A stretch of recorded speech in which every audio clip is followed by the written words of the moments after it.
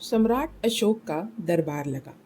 इस राज दरबार में सम्राट की अधीनता स्वीकार किए राजा, सम्राट के मित्र राजाओं के दूत, साम्राज्य के बड़े बड़े कर्मचारी सभी सम्राट अशोक की नई नीति के बातें सुनने पधारे।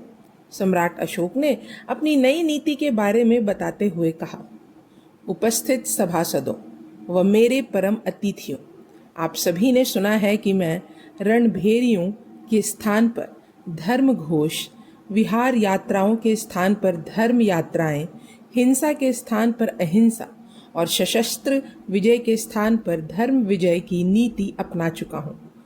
आखिर क्यों? तो सुनिए। मैंने अपने राज तिलक के दिन की गई घोषणा के अनुसार कलिंग राज्य को विजय किया। कलिंग देश से 1.5 लाख मनुष्य बंदी बनाकर देश से बाहर ले जाए गए। 1 लाख मनुष्य युद्ध में मारे गए और इससे कई गुना आदमी महामारी आदि से मरे। कलिंग देश को जीत लेने के बाद मैंने अपने गुरु आचार्य उपगुप्त के उपदेशों और कृपा द्वारा धर्म का ज्ञान प्राप्त किया। धर्म का ज्ञान प्राप्त करने के बाद मुझे अपने कार्यों पर पश्चाताप हुआ, क्योंकि जिस देश को जीता जाता है वहाँ लाखों मनुष्यों का वध होता है और लाखों को देश से बाहर निकाल दिया जाता है। मुझे यह देख बहुत दुख हुआ। मैंने युद्ध कर जो लहू की नदियाँ बहाई, उससे माता पृथ्वी के मुख पर कलंक ही लगा है। इंसानियत के नाम पर बट्टा लगाने के सिवाय मुझे कुछ ना मिला।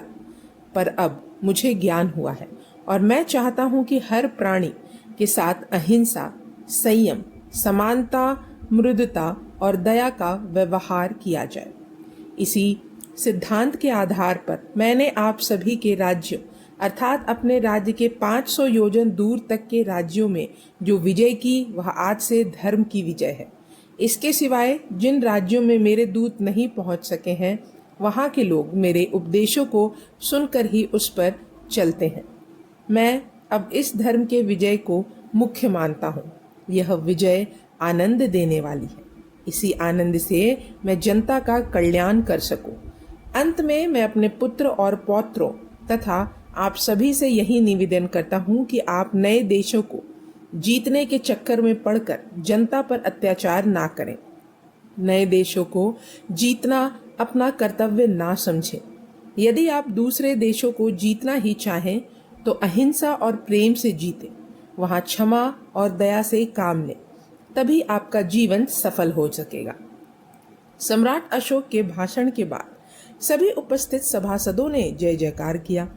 तभी आचार्य उपगुप्त ने कहा, आप सभी की ओर से मैं निवेदन करता हूँ कि आज से सम्राट अशोक अपने नाम के आगे से सम्राट का आडंबर से भरी पदवी को छोड़कर प्रियदर्शी, प्रिय है दर्शन जिनका की उपाधि धारण करें।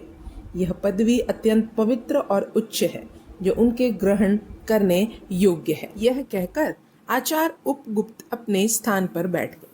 उनकी बातों से सब सहमत दिखाई पड़े। तभी सम्राट अशोक ने अपने सिंहासन से उठकर कहा, आचार्य के दिए हुए प्रसाद को मैं स्वीकार करता हूँ, पर मैं साथ ही निवेदन करता हूँ कि मेरी भारत भूमि देवताओं की जन्मभूमि है। इसमें प्राणियों के रूप में 33 करोड़ देवी देवताएं रहते हैं। मैं इस भूमि को स्वर्ग के समान सुंदर बनाना चाहता हूँ। मैं देवताओं का प्रिय बनने के लिए देवान प्रिय, देवताओं के प्रिय की उपाधि धारण करना चाहता था। पर तभी सम्राट अशोक की बात काटते हुए आचार्य उपगुप्त ने कहा, तो सम्राट, चिंता किस बात की है? प्रियदर्शी की उपाधि से जनता आपको विभूषित करने जा रही है और आप स्वयं देवान प्रिय बन बैठे हैं। आप इन दोनों को ही धारण कीजिए। सम्राट अशोक ने आचार्य उपगुप्त की दी हुई उपाधि को सिर झुकाकर स्वीकार किया। उसके तुरंत बाद ही देवान प्रिय प्रियदर्शी अशोक की जय से आकाश गूंज उठा और सम्राट अशोक के नाम के साथ ये दोनों उपाधियां ही उनके धर्म लेखों में लिखी मिलती हैं। कुछ पल शांत रहने के बाद अशोक ने कहा, जिस प्रकार कोई मनुष्य अपने बच्चे को निपुण धाय के हाथों में सौंपकर निश्चिंत हो जाता है और सोचता है कि यह धाय मेरे बच्चों को सुख पहुंचाने के भरपूर चेष्टा करेगी, ठीक इसी प्रकार मैं अपने पुत्र के समान प्रजा को कुशल कर्मचारियों के हाथ में सौंपकर संतोष का अनुभव करता हूँ, पर अपने राज्य के सिवाय संसार के सभी देशों के मनुष्यों के विचारों को सुंदर बनाने, कर्मचारियों को प्रजा सेवी बनाने के लिए मैं बौद्ध धर्म के शांति, सत्य और अहिंसा के सिद्धांतों का प्रचार करना जरूरी समझता हूँ। अतः इन सिद्धांतों की उन्नति के लिए मैं 8,000 स्तूपों का निर्माण करवाऊंगा। भगवान बुद्ध के जीवन संबंधी स्थानों की आचार्य उपगुप्त के साथ यात्रा करूंगा, तभी मैं सच्चा धर्म पृथ्वी पर फैला सकूंगा। मेरी यह इच्छा है कि मेरे बातों को सारे संसार को बताया जाए, मेरे अनुभवों को सभी जगह प्रकाशित किया जाए, मेरी आशाओं को सर्वत्र फैलाया जाए। सभी ने प्रियदर्शी अशोक की बातों को एक स्वर में स्वीकार किया। तभी महामंत्री राधा गुप्त उठकर खड़े हुए और बोले, सम्राट, आपकी वाणी को अमर बनाने का प्रबंध मैं कर चुका हूँ। मैं पहाड़ों, गुफाओं, टीलों और स्तंभों पर आपकी वाणी अंकित करवाकर सारे संसार की जनता के लिए सुलभ किए देता हूँ। महामंत्री राधा गुप्त की इस सुंदर कल्पना पर सभी लोग मुग्ध हो गए। सभी ने महामंत्री की बुद्धि की पूरी प्रशंसा की। महामंत्री राधा गुप्त के सद प्रयत्नों से अशोक की वाणी अमर बन गई। आज भी अशोक की वाणी भारतवर्ष की चारों दिशाओं में पत्थरों द्वारा संसार को सुनने को मिलती है। यह भाग यहीं समाप्त होता है।